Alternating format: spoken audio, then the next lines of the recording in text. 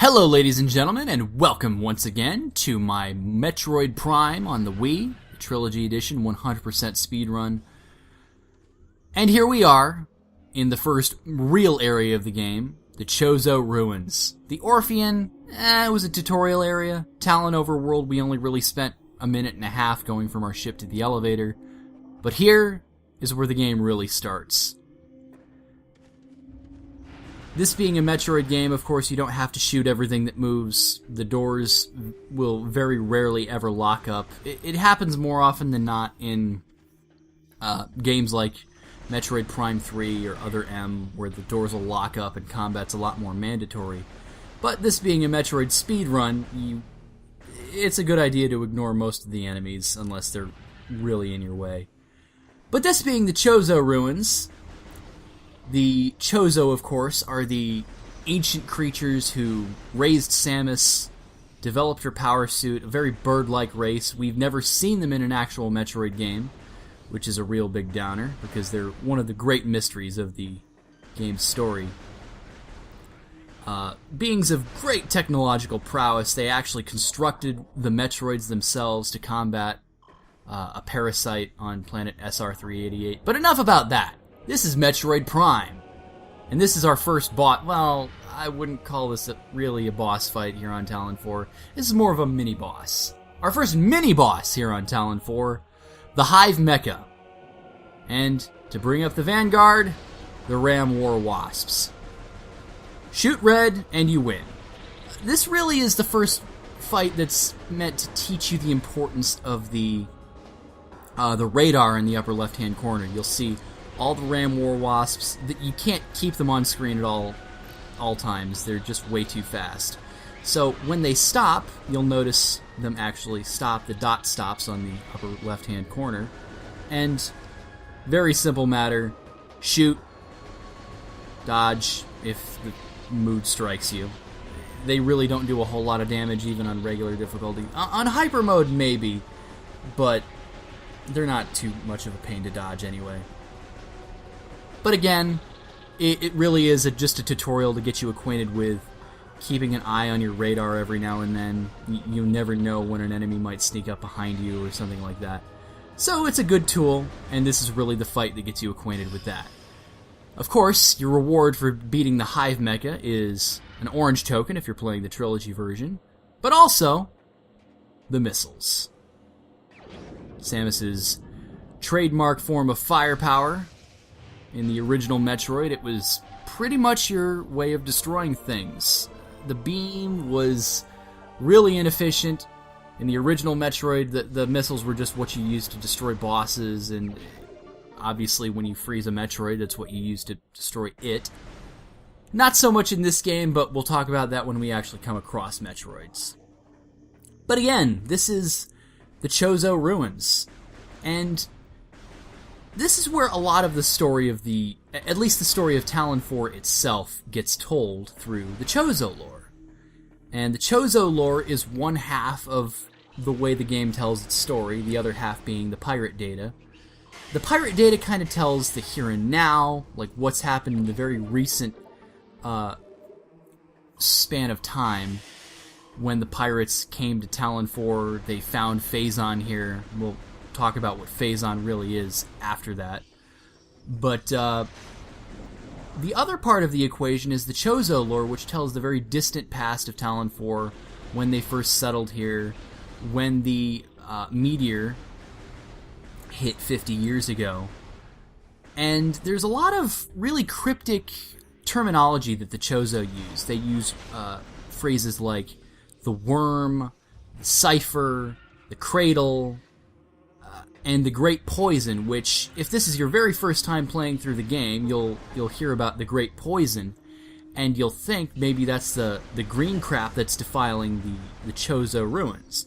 It's a lot bigger of a problem than that, and that's one of the really ingenious things about it, because my first time playing through, I saw the Great Poison, I was thinking, well, that's our problem. The green stuff. No, not really. But this is our second sort of mini-boss fight. It's a gauntlet against a bunch of beetles. Use your newly found missile packs to just lay waste to them really quickly. I mean, you can use rapid shots with your power beam, but save a couple for the next phase of the fight, which is against the armored beetle. Of course, as if it needs to be said what its weak spot is, how about the big glowy red thingy? Yeah. Missile cancel destroys that fucker. So, take that, you fuck. This is where you get the Morph Ball. The Morph Ball is Samus's trademark way of getting around narrow passages. Why can't Metroid crawl? Well, because Metroid has a Morph Ball. Of course, her name is Samus, but old memes die hard. And getting back to the story at hand here, the Chozo, when they came to Planet Talon 4, they are a very technologically advanced race, like, amazingly. They invented Samus's suit, they taught her everything that she knows, they created Mother Brain, they created the Metroids. They have a huge, huge technological edge over everything. So many people try to reverse engineer their technology and fail miserably. But they're also a pretty cool people. They came here to escape all that nonsense and kind of raise their spirituality, lead a little bit of a primal life. And so you'll see all around the Chozo ruins are really ornate little structures like mirrors. Here's the fountain. Of course, it being Chozo, everywhere you'll see bird statues, bird heads mounted on walls. They're a bird-like race, and again, it would be really cool if one day in a Metroid game we could see them, but it's one of those things that maybe it's for the best that you don't see them. Kind of like Adam Malkovich, but well, we won't talk about that game. This is a much better game. This is the Great Tree Hall. At least I think, pretty sure that's what it's called. It's kind of the central hub for getting to the main feature of the Chozo ruins, that being the boss that we're going to face in the next video, not this one. But again, the Chozo ruins is really there to get you acquainted with. The first fight was to get you acquainted with strafing and to get you acquainted with using your radar. The fight with the plated beetle was even more importance on strafing, because you really can't attack that thing's weak spot unless you strafe. So, yes, if you lock on, yes, you can strafe. It's that easy. And this is the room with the charge beam. One of the gimmicks of the Chozo ruins is that there will be sometimes... the bigger rooms tend to have runic symbols. And you scan for runic symbols, unlock whatever lock is blocking your progress, and voila, here's your charge beam. Along with some more Chozo lore for you to read. And again, I will be reading most of the Chozo lore throughout the game, but only in the elevator sequences, because that's where the downtime happens. Not a whole lot to talk about yet. You see me just passing by enemies. Again, it's one of those things where unless an enemy is actually impeding your progress, don't worry too much about it. In fact, I'm sure I'm wasting my time even attacking the eyes on the wall. Not a big deal. This is not a world record attempt or anything like that. In fact, if you want my honest opinion, that is some crazy skill that some of those guys on Speed Demos Archive have. Just crazy. I think one of the world record times is like an hour, 40 minutes played or something like that, which is just nutso. I'll have to watch that, but make no mistake, I am not a pro at this game. But what I am is a competent player.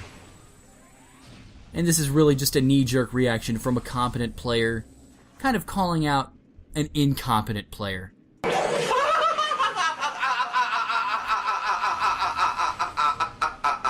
I'll just do my stupid fucking Roseanne seal laugh. But we're on our way to our third and final mini-boss of the Chozo ruins. We've already got most of what we had back. All we're really missing out on is the bombs, the various suit, and the grapple beam. We're literally about to get the bombs. And as we go in, and we find our next mini-boss, which is the incinerator drone, yet another important aspect of combat is demonstrated here as another little bit of a tutorial. The importance of jumping and strafing, kind of mixing it all together. It's a step-by-step process that the game uses to get you competent at combat and being able to multitask. It's not a hard game. Contrary to what some people might think. And here is another missable enemy, the barbed war wasps. They will actually shoot poisonous barbs at you, and here's what I was talking about before, kind of the jump rope mechanic. Once you attack the incinerator drone once, it starts to lose its axis and the fire goes low and high, and you gotta kind of keep track of where you are in the battle, keep track of where the barbed war wasps are by looking at your radar. It's not a hard fight. There's no reason to even struggle with any of the bosses here, to be honest. But again, a simple fight. Obviously, anytime that you kill barbed war wasps, they usually have a pretty good amount of pickups, so you're never really in any danger of dying. But as I mentioned before, there are missable scans, so scan the barbed war wasps. Anytime you encounter a boss, scan everything that looks remotely new, and you shouldn't miss any scans. There is one enemy exception in this game, and I will tell you what it is when I actually get to it. But here we are. We have the Morph Ball bombs, and with it, the Spring Ball, if you're playing the Wii version. Obviously, they had to take that away because that might mess up certain things that are gated off that you're supposed to have the bombs for. But right behind the incinerator drone is another missile pack. So I will see you guys on the next episode. Thank you, fuck you, bye.